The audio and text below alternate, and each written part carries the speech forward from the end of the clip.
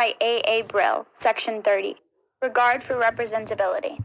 We hitherto have been concerned with investigating the manner in which our dreams represent the relations between the dream thoughts, but we have often extended our inquiry to the further question as to what alterations the dream material itself undergoes for the purposes of dream formation. We now know that the dream material, after being stripped of a great many of its relations, is subjected to compression, while at the same time displacements of the intensity of its elements enforce a psychic transvaluation of this material. The displacements which we have considered were shown to be substitutions of one particular idea for another, in some way related to the original by its associations, and the displacements were made to facilitate the condensation, inasmuch as in this manner, instead of two elements, a common mean between them found its way into the dream. So far, no mention has been made of any other kind of displacement, but we learn from the analyses that displacement of another kind does occur, and that it manifests itself in an exchange of the verbal expression for the thought in question. In both cases, we are dealing with the displacement along a chain of associations, but the same process takes place in different psychic spheres, and the result of this displacement in the one case is that one element is replaced by another, while in the other case, an element exchanges its verbal shape for another. The second kind of displacement occurring in dream formation is not only of great theoretical interest, but also peculiarly well fitted to explain the appearance of fantastic absurdity in which dreams disguise themselves. Displacement usually occurs in such a way that a colorless and abstract expression of the dream thought is exchanged for one that is pictorial and concrete. The advantage, and along with it the purpose, of this substitution is obvious. Whatever is pictorial can be capable of representation in dreams and can be fitted into a situation in which abstract expression would confront the dream representation with difficulties not unlike those which would arise if a political leading article had to be represented in an illustrated journal. Not only the possibility of representation, but also the interests of condensation and of the censorship may be furthered by this exchange. Once the abstractly expressed and unserviceable dream thought is translated into pictorial language, those contacts and identities between this new expression and the rest of the dream material which are required by the dream work in which it contrives whenever they are not available are more readily provided, since in every language concrete terms, owing to their evolution, are richer in associations than are abstract terms. It may be imagined that a good part of the intermediate work in dream formation, which seeks to reduce the separate dream thoughts to the tersest and most unified expression in the dream, is effected in this manner by fitting paraphrases of the various thoughts. The one thought whose mode of expression has perhaps been determined by other factors will therewith exert a distributive and selective influence on the expressions available for the others, and it may even do this from the very start, just as it would in the creative activity of a poet. When a poem is to be written in rhymed couplets, the second rhyming line is bound by two conditions. It must express the meaning allotted to it, and its expression must permit of a rhyme with the first line. The best poems are, of course, those in which one does not detect the effort to find a rhyme, and in which both thoughts have, as a matter of course, by mutual induction, selected the verbal expression which, with a little subsequent adjustment, will permit of the rhyme. In some cases, the change of expression serves the purpose of dream condensation more directly, in that it provides an arrangement of words which, being ambiguous, permits of the expression of more than one dream thoughts. The whole range of verbal wit is thus made to serve the purpose of the dream work. The part is played by words in dream formation ought not to surprise us. A word, as the point of junction of a number of ideas, possesses, as it were, a predestined ambiguity, and the neuroses, obsessions, phobias take advantage of the opportunities for condensation and disguise afforded by words quite as eagerly as do dreams. That dream distortion also profits by this displacement of expression may be readily demonstrated. It is indeed confusing if one ambiguous word is substituted for two with single meanings, and the replacement of sober everyday language by a plastic mode of expression baffles our understanding, especially since a dream never tells us whether the elements presented by it are to be interpreted literally or metaphorically, whether they refer to the dream material directly or only by means of interpolated expressions. Generally speaking, in the interpretation of any element of a dream, it is doubtful whether it is a. to be accepted in the negative or positive sense, contrast relation.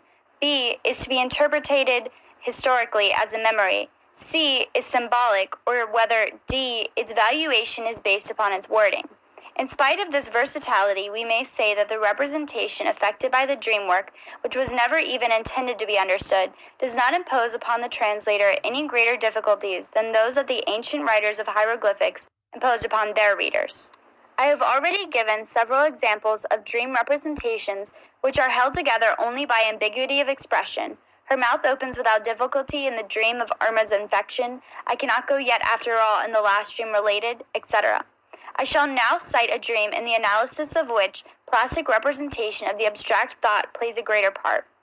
The difference between such dream interpretation and the interpretation by means of symbols may nevertheless be clearly defined. In the symbolic interpretation of dreams, the key to the symbolism is selected arbitrarily by the interpreter, while in our own cases of verbal disguise, these keys are universally known and are taken from established modes of speech. Provided one hits on the right idea on the right occasion, one may solve dreams of this kind either completely or in part, independently of any statements made by the dreamer. A lady friend of mine dreams she is at the opera. It is a Wagnerian performance which has lasted until 7:45 in the morning. In the stalls and pit there are tables at which people are eating and drinking. Her cousin and his young wife, who have just returned from their honeymoon, are sitting at one of these tables. Beside them is a member of the aristocracy. The young wife is said to have brought him back with her from the honeymoon quite openly, just as she may have brought back a hat. In the middle of the stalls there is a high tower, on the top of which there is a platform surrounded by an iron railing. There, high overhead, stands the conductor, with the features of Hans Richter continually running round behind the railing, perspiring terribly, and from this position he is conducting the orchestra, which is arranged round the base of the tower.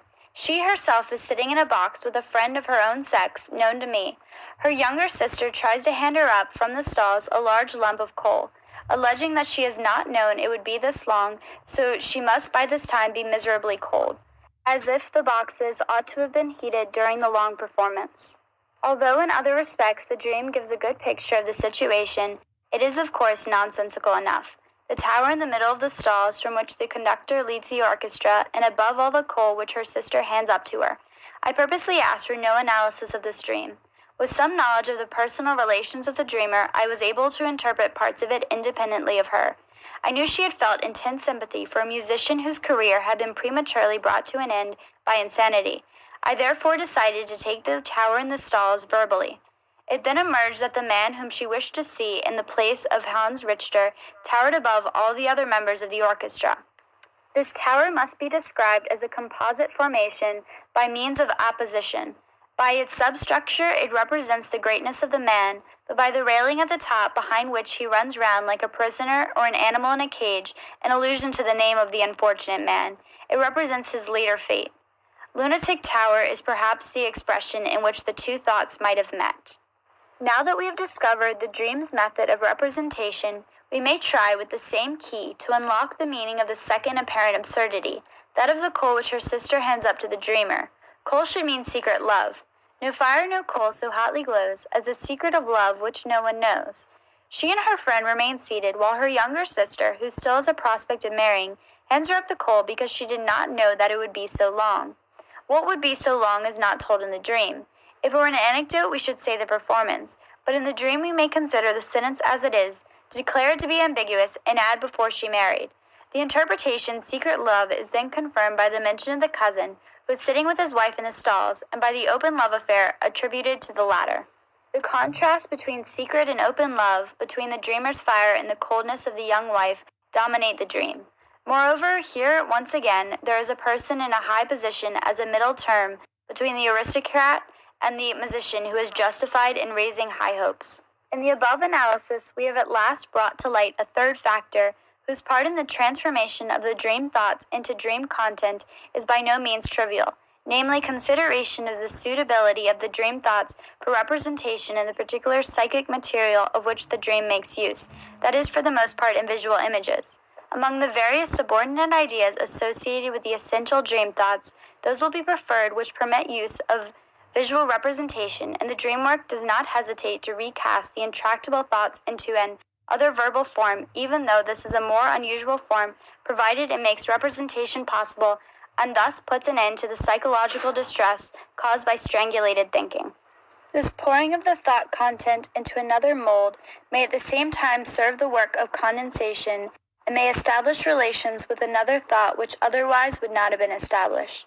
It is even possible that the second thought may itself have been previously changed in its original expression for the purpose of meeting the first one halfway. Herbert Silberer has described a good method of directly observing the transformation of thoughts into images which occurs in dream formation and has thus made it possible to study in isolation this one factor of the dream work. If, while in a state of fatigue and somnolence, he imposed upon himself a mental effort, it frequently happened that the thought escaped him, and in its place there appeared a picture in which he could recognize the substitute for the thought. Not quite appropriately, Silberer described this substitution as autosymbolic. I shall cite here a few examples from Silberer's work, and on account of certain peculiarities of the phenomena observed, I shall refer to the subject later on. Example 1. I remember that I have to correct a halting passage in an essay. Symbol. I see myself planing a piece of wood. Example 5.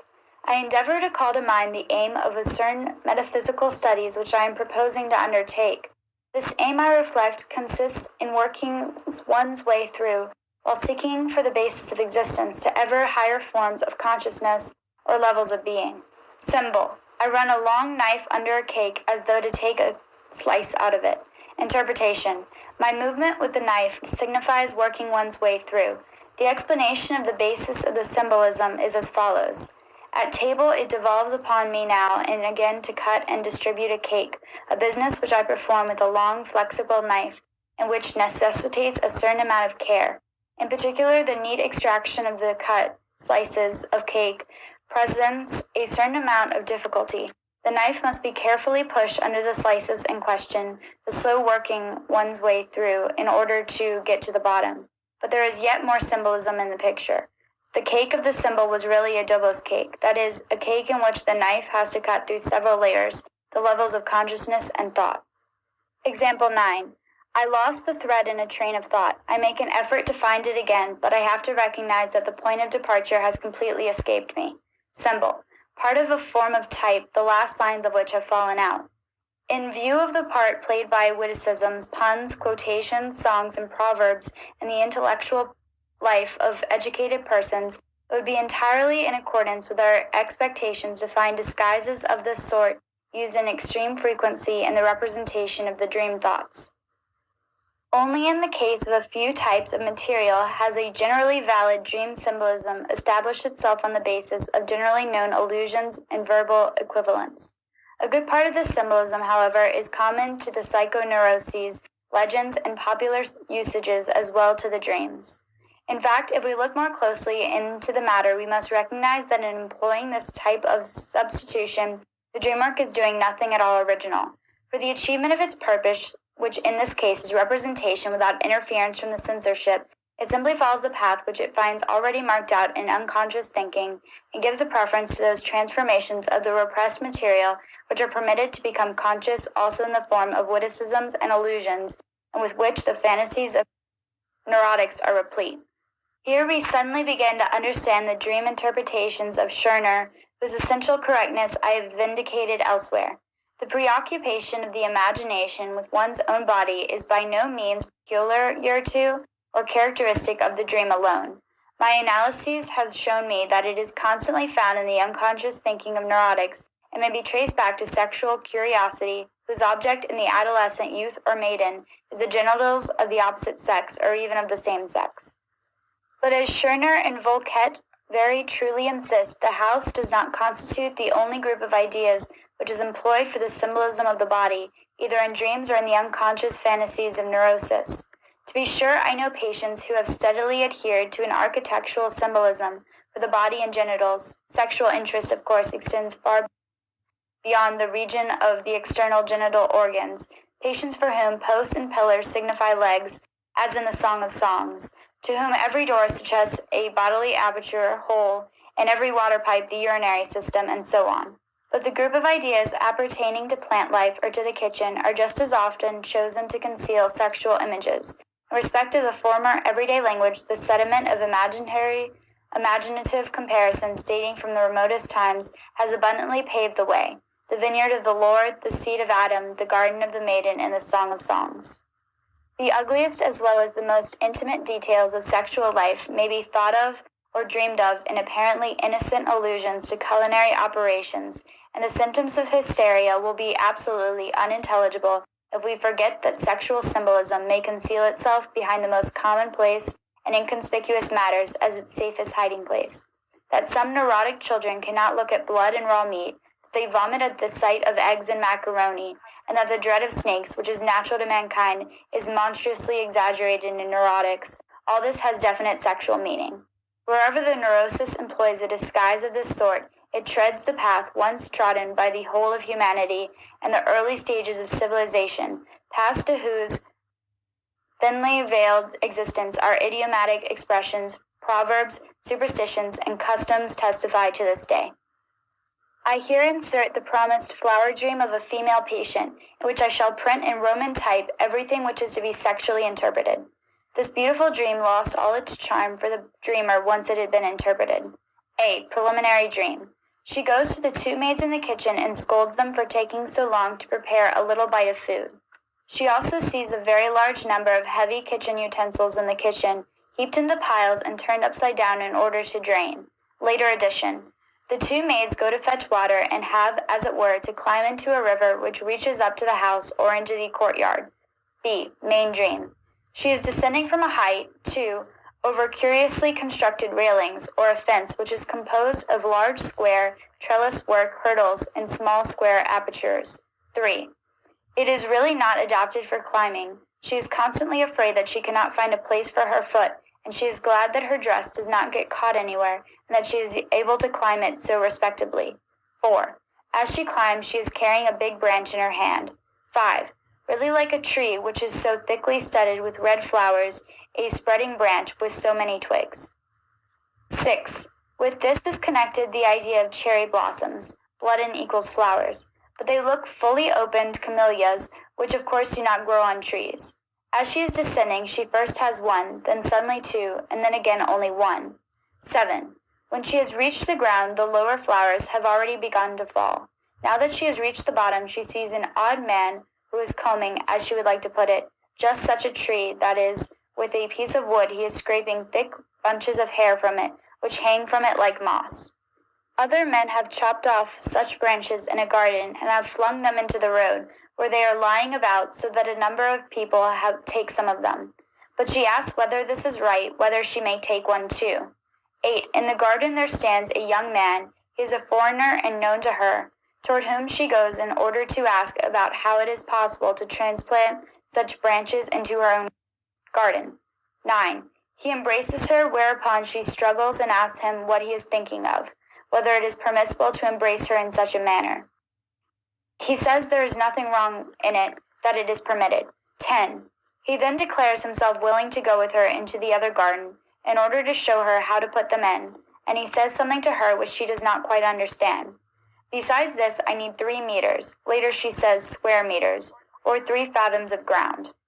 It seems as though he were asking her for something in return for his willingness, as though he had the intention of indemnifying or reimbursing himself in her garden, as though he wanted to evade some law or other, to derive some advantage from it without causing her an injury. She does not know whether or not he really shows her anything. 2. Exalted origin, the wish contract to the preliminary dream.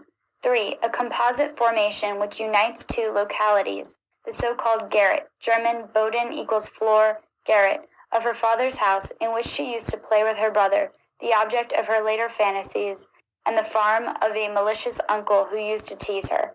4. Wish contract to an actual memory of her uncle's farm, to the effect that she used to expose herself while she was asleep. 5. Just as the angel bears a lily stem in the Annunciation. 6. For the explanation of this composite formation, see earlier in the chapter. See Innocence, Menstruation, La Dame aux Camélias. 7. Referring to plurality of the persons who serve her fantasies. 8. Whether it is permissible to masturbate. Sich enim hirtium means to pull off, and colloquially to masturbate, tr. 9. The branch ast has long been used to represent the male organ and moreover contains a very distinct allusion to the family name of the dreamer. 10. Refers to the matrimonial precautions, as does that which immediately follows. The above dream, which has been given prominence on account of its symbolic elements, may be described as a biographical dream. Such dreams occur frequently in psychoanalysis, but perhaps only rarely outside it. I have, of course, an abundance of such material, but to reproduce it here would lead us too far into the consideration of neurotic conditions. Everything points us to the same conclusion, namely that we need not assume any special symbolizing activity of the psyche is operative in dream formation, that on the contrary, the dream makes use of such symbolizations as are to be found ready-made in unconscious thinking, since these, by reason of their case of representation, are for the most part, by reason of their being exempt from the censorship, satisfy more effectively the requirements of the dream formation. End of section 30.